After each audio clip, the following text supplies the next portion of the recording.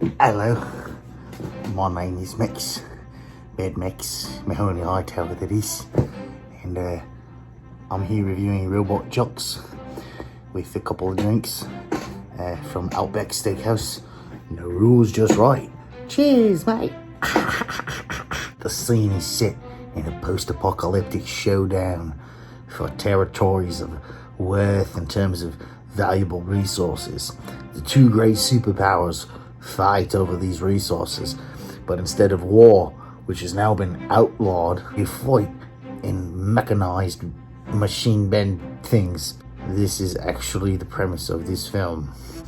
We need to take Rocky IV and put Transformers in it, and I must admit, it's one hell of a ride. The opening sequence establishes the series villain, a Russian madman, and instead of following the rules, he decides he just likes to kill for sport. This film is in the long line of sci-fi films that address modern day events under the guise of action and terror and suspense. In this case, it's Cold War, and I do mean cold. I don't know why I mean cold. I guess it's because they're fighting in the cold in the opening sequence. But later they fight in the desert, and it's not very cold in the desert. The series hero, no, not that guy. Still not that guy. Yeah, that guy, the series hero, Achilles. I don't even know what I was going to say about him. He's just not Brad Pitt. Bottoms up. One of the more endearing aspects of this film is the special effects. Instead of CGI, stop motion animation. Again, a relic of its time. But here, to some extent, performed at its peak. Lacking in car chases, this film is filmed from end to end. That kind of fisticuffs that would make B-movie people proud. Be addressing genetic engineering.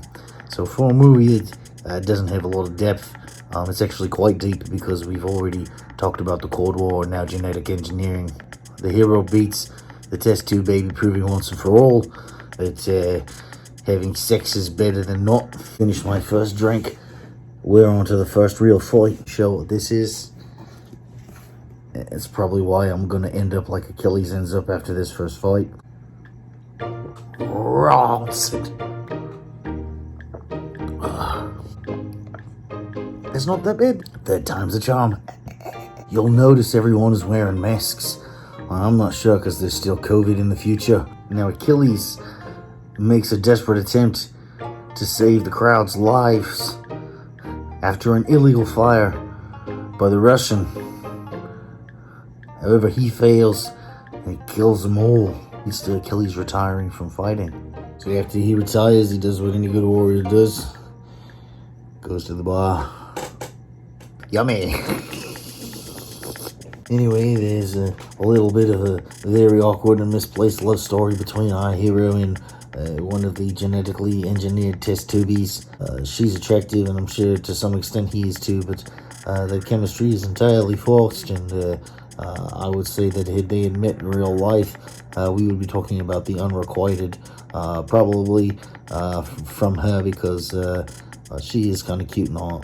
I feel like he's kind of scrawny and wouldn't know his way around a car chase. Summing up, it seems that Robot Jox falls into a lot of the same trappings of other films of its era. While making an attempt to be progressive, it simply does not live up to that standard. It tries to be feminist, but really falls into, again, misogynistic tendencies. And aside from conventional storytelling, a lack of true originality, it doesn't quite hit the mark on the depth chart. However, good action, good effects, great villain. I gotta give it a Hershey bar and 2 race cars. No, that doesn't work, but put it in there anyway. Cheers!